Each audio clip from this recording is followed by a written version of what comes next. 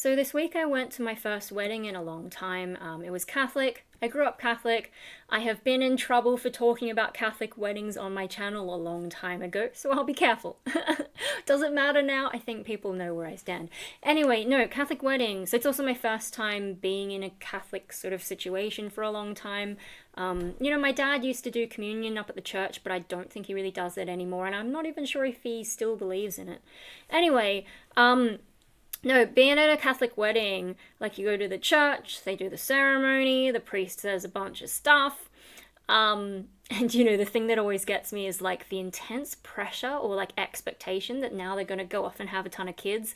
But if they're having a Catholic wedding, I suppose that's what they are planning to do. It just weirds me out. Anyway, no, you go to church, do all that stuff, and then there's the reception after. And I think especially during the reception when there were more speeches to do with Catholicism, it got me thinking a lot. Because I became an atheist fairly early. I was in primary school, so I was probably like 10 years old, maybe. I'm a bit fuzzy on the timelines. But I remember, also just thinking something didn't add up for a long time. And I remember, like, you're supposed to pray to God, and I would ask for some kind of sign that, just any kind of sign that it was a real thing. And then my grandmother got me a book that was written by an atheist author, Philip Pullman. I think it's now called The Golden Compass, but it used to be called Northern Lights. And the book didn't give me any atheist ideas. The thing that made me really click as an atheist is when I walked in on my grandparents talking to my parents, and I heard my grandma being concerned that reading that book would make me an atheist. That's when I walked in and I said, "What's an atheist?" And they said, "Oh, it's someone who doesn't believe in God." And then I'm like, that makes a lot of sense. I was looking for something, and that's what triggered it. I've told that story before. Anyway, so yeah, that's kind of like where it started. But then when I went to high school, I did okay with the first few years of atheism, but then high school, puberty, that's when my mental illness would have really kicked off, because I have a personality disorder, sort of in your teens or early adulthood when those things tend to really become evident. So yeah, high school, I went through really difficult existential angst, particularly over the whole atheist thing, because, if there's no God, why am I here? What's the point of living? All that kind of stuff. And it's kind of interesting that I didn't feel the liberation that a lot of people do when they become atheists. Like, they feel like they've been freed from religion. Whereas I just felt kind of empty and unhappy and nothing, like, the whole existential angst thing hit me really bad. And that's apparently a different response to what other people have. And for ages I was like, I never really connected this, but now that I know, like, I've got schizoid personality disorder, I've got the diagnosis, which led me to understanding my trauma, in particular glass child trauma, and just sort of understanding, like, more and more bits of my life. Every now and then something pops up and I'm like, oh, that makes sense. So with the atheism thing, I mean, listening to all the Catholic speeches about God, like, another one that gets me is they talk about, yeah, you've got the two people getting married who are in a relationship, but don't forget about the third person in the relationship who is God. And then, yeah, like a lot of positive talk about God, the role of God in people's lives. I don't know if there's any specific thing that anyone said, but later I was thinking about it, and just the different experience that I've had to other people in my family who, like, yes, there are some quirks about my life compared to the rest of my family. Is like, I'm half Japanese, most of my extended family are white, and I'm the only one with a disabled sibling. So there's some quirks there.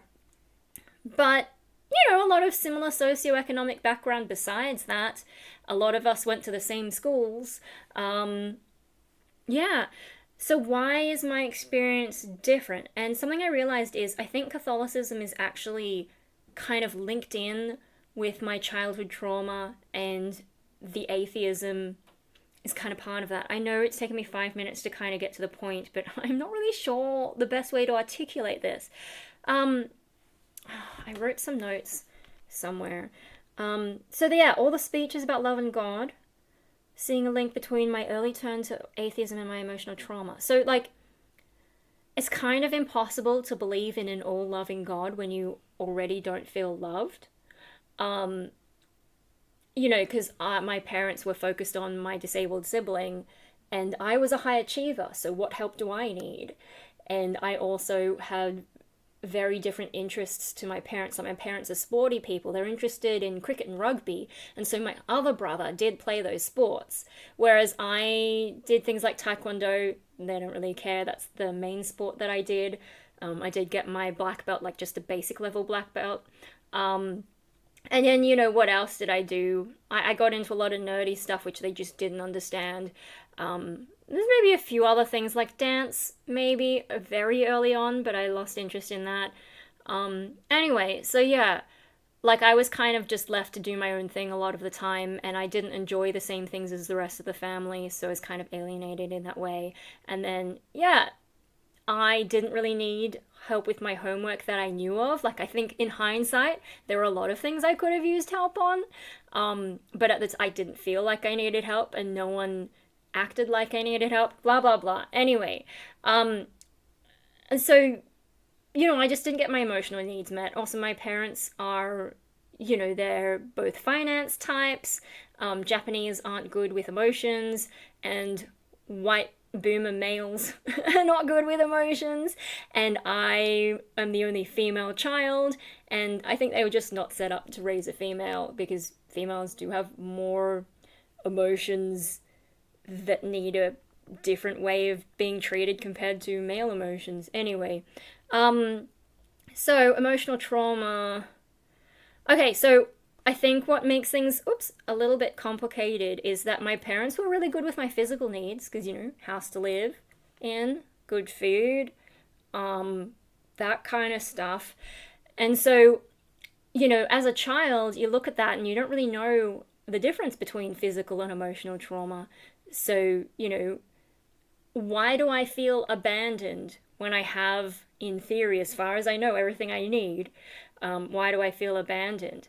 And I think, my brain might have projected that onto God, because it's like, my parents are fine, so it must be the God that has done this, the God not being there, not existing. That's why I feel abandoned. It's not because of parents or the situation around me. Just kind of interesting. I just checked, I had some other notes. I think they might be basically the same. Yeah, so I think, I projected my trauma towards the non-existent God. And I think that might explain why I didn't feel liberated, and I just felt more of the abandonment, because I was taking the emotional abandonment I felt from my parents and, more of my family. Also, school didn't know I was struggling, because my marks were too high for them to show any concern. Even when my marks dropped, it didn't drop enough compared to other kids. I was still doing quite well, considering, just not well for me. So they just never picked up that I had any serious issues. So I was abandoned by the system as well. And all the focus on the disabled sibling. And you're just sort of expected to keep going and be strong and pretend that you don't need anything because that kid needs everything.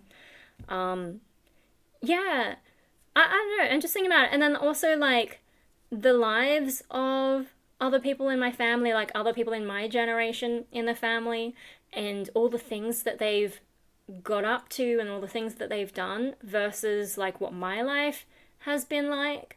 I can't really go into details because, I want to respect people's privacy and also not get myself into too much trouble. But no, it's just very clear to me that other people had much happier lives. They were able to do more of the things they wanted to do. I'll give an unrelated example, is like, having a disabled sibling, it's a lot harder to go on a holiday as a family, for example. Now, that's not one of the things that came up from this whole wedding situation, but that's just you get the idea, is it's harder to do certain things as a family. Even if you have what looks like a solid socioeconomic background, those complexities get in the way. And this is also well before NDIS, so there wasn't a lot of funding for various things, and it was kind of a lottery whether or not you'd get support on a certain day, especially for like those big outings, respite care. You had to apply and just hope that you got the dates that you wanted. Otherwise, you had to change your plans to fit around whatever they could give you. Yeah, so there's certain complications my family had that others didn't. But I think also just people weren't aware of things that I even wanted to do. Like, with some of the more obscure things I was into, it was actually my godmother who took me to play Yu-Gi-Oh cards one time. I'm pretty sure it was my godmother. It would either have been my godmother or my grandmother. They were sort of the ones that took me to those kinds of things more, I think. Like, my parents did take me to stuff sometimes, but yeah, some of the more obscure stuff, I think it would have been my godmother taking me to those things. Whereas I feel like other people's parents got a bit more involved in their kids' lives. And, when I see also some other relatives and how they're dealing with their kids now, very different, very different. So I kind of just assumed my life was normal, but I don't know. Like, yeah. I'm sorry, it's a bit disjointed. It's also like I can hear people still doing stuff, so it's a bit hard to gather my thoughts on that. But yeah, no. And another thing is, like, when I look at some of the more religious people in my family, I do feel like they're the ones who've had better lives. And it reminds me of the story of Job, in the Bible.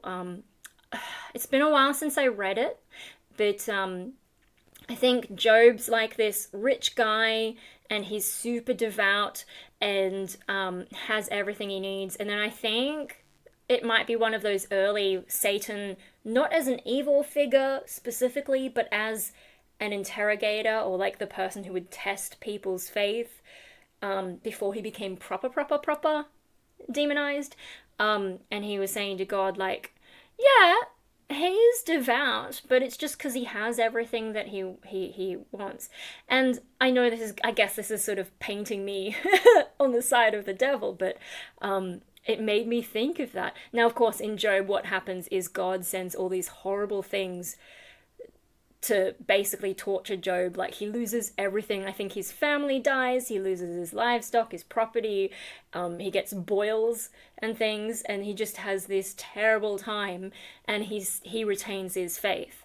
I don't think he loses faith at any point.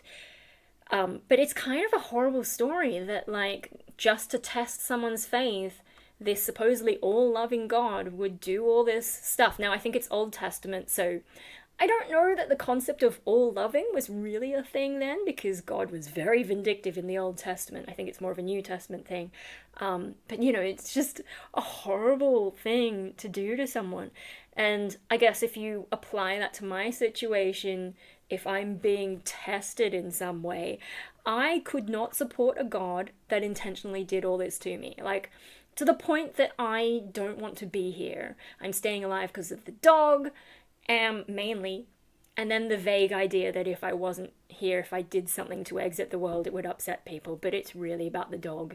That's the thing that really helps me stick around. Yeah, it made me think about a lot of that stuff, and the role of, like, or the parallels, and I guess the role of Catholicism and atheism in my mental illness, and maybe projecting that feeling of abandonment and emptiness onto God. I feel like there was another word that I had for it. Let down. Yeah. All those feelings that I put onto God. I wonder sometimes if that maybe masked what I was going through, because I was saying, no, it's this. It couldn't be anything to do with my life. It's just this intellectual thing.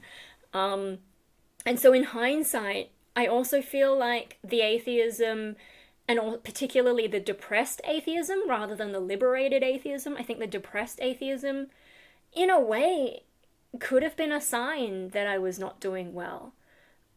Because I was not a willing atheist. I actually started looking up other religions because I was like, okay, so this religion isn't a thing, but what if there's some other belief system? And I did, like I looked at Islam, and then I, mainstream religions like that, and then I looked at weird occult stuff. I even looked at the vampire subculture. I was just like constantly trying to find things and never found anything to replace the god-shaped hole that was left behind.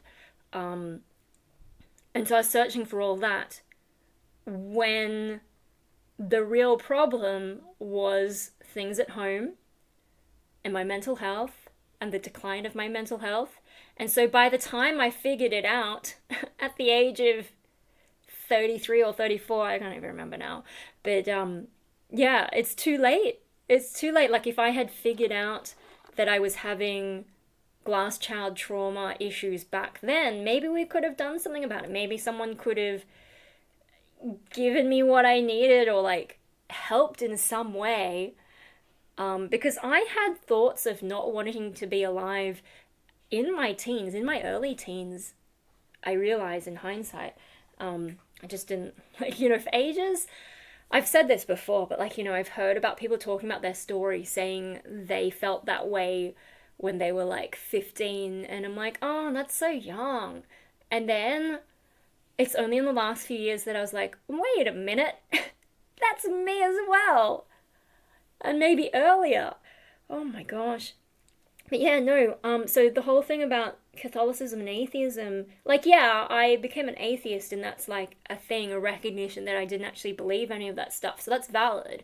But the angst over it is kind of like a replacement for what the real problem was, if that makes sense. It's just something that's been on my mind for the last few days. I'm sorry I haven't really, formulated the thoughts into an easily presented way, and I'm kind of just like rambling in a haphazard, stuttering kind of way. It's just like, yeah, I know if I sit down and think about it too much, I'm not going to be able to get anything else done. I just thought I'd mention that, and yeah, so the people who seem the most Catholic in my family seem to have had better lives. I'm not going to go as far as to say easier lives, but they've been more successful, they're more sociable, they don't seem to have mental illness, certainly not on the scale that I do. They're all able to work, they're all able to engage in society in a relatively normal way. And when you think about the fact that I was academically successful, stable place to live, minus the, a bit of chaos. But I should have been set up for success, and that's not what happened. Kind of interesting to think about, that my trauma was probably pushed onto God. At least initially, that's how I explained it to myself. Anyway, I think that's all. Is there anything else on that vein? I don't know. It's just so sitting in the church, bit of a difficult thing, because I think I started dissociating in church a long time ago, a long while before I actually left church, because I was pressured to keep going to church even when I became an atheist. I was sort of punished for not going to church, and also blackmailed in a way, or attempted to blackmail. I mean, I don't think my parents would remember this, but they bought not my disabled brother, the other brother, they bought him nice Sunday clothes for going to church, and sort of were kind of dangling it in front of me as you don't get these nice clothes because you're not going to church. Lucky me, I didn't give a shit about nice clothes, but it was kind of a mean thing to do. And then now no one goes to church. I know my brother is still Catholic, I'm pretty sure, but no one really goes to church. And no one has ever apologized to me for treating me that way, and I kind of just have to cop it. Yeah. I think people don't really understand the impact that they had on me in those ways. So yeah, it took me a long while to stop going to church, and then an even longer while to stop being treated like shit for not going to church. Which, is interesting when you think about Catholicism and Christianity, supposed to be so nice to everyone and forgiving and all that. And my grandma, she used to give me a hard time about not going to church as well, and she'd actually pull me aside and be like, "You're doomed." And she only stopped doing that after, she took me out to St. Mary's Cathedral in the city, and she went into confession, and I just sort of sat around in the pews, not really doing anything. And after that, she just started saying, "Oh, as long as you're a good person, you'll still go to heaven."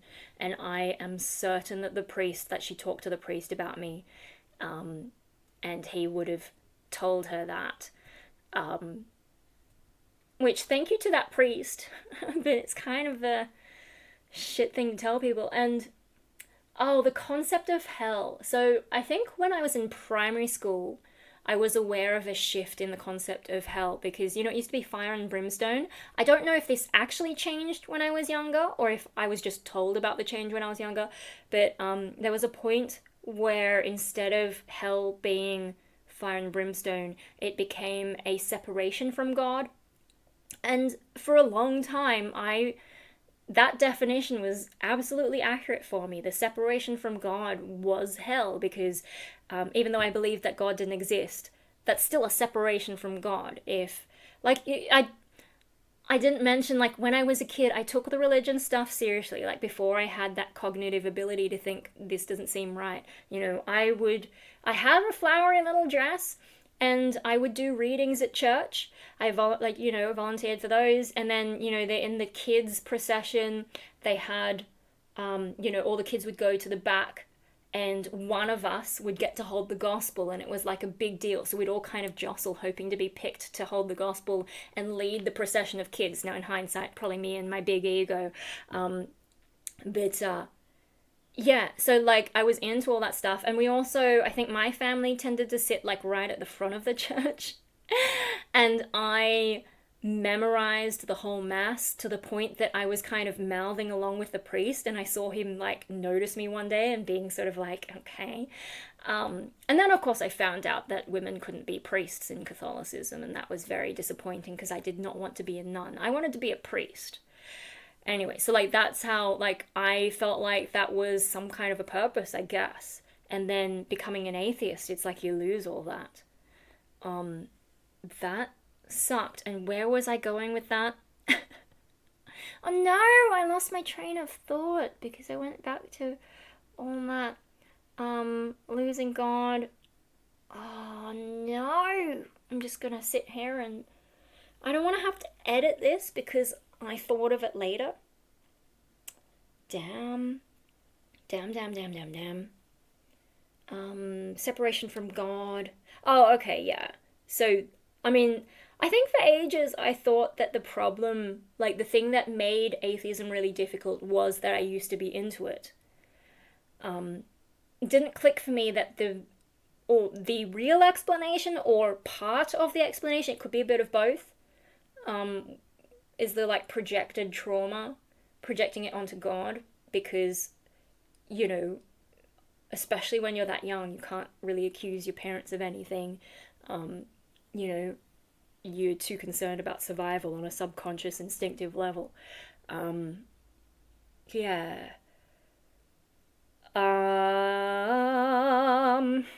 I used to know a lot of the songs. They've changed a lot about mass since I stopped going, and so that's confusing as well, and it doesn't feel right. And I even people who are Catholics still are a bit this change is not great. But it's peace be with you used to be, the response used to be, and also with you, and now it's, and with your spirit. And I'm really? No, why would you? That's weird. I don't get it. It doesn't feel right. Yeah, anyway. Oh my god. Can you see Poppy? He's awake. He's been very restless. Yeah, I know. Sorry, I turned off the aircon. I was getting a bit hot. I'm just trying to think. Oh, you are starting to look really mature. You are. Wow, now I'm even more distracted. What was I talking?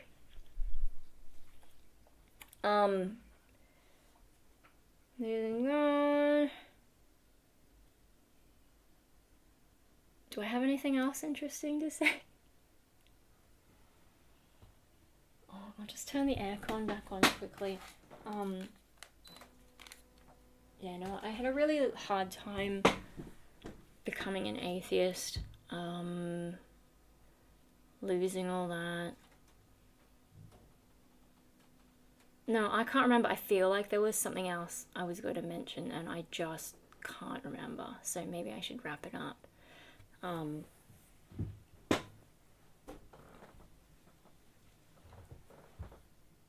Hey, you coming? Oh, I thought he was gonna come and, come and be in the video. Yeah, you're more important to me than anything else, really. Hop up. Yay! Oh. Yeah, that's you. Can you see? Is that you? Oh my goodness. Yes. Look at your big tongue. Oh my goodness. Alright, I should wrap it up and let him get to bed. If there's anything else I think of, I'll chuck them in the comments or in the description. Because yeah, I'm still sort of thinking about it a bit. He's such a good boy. Just the relationship between Catholicism, atheism, my trauma, my mental illness. Yeah.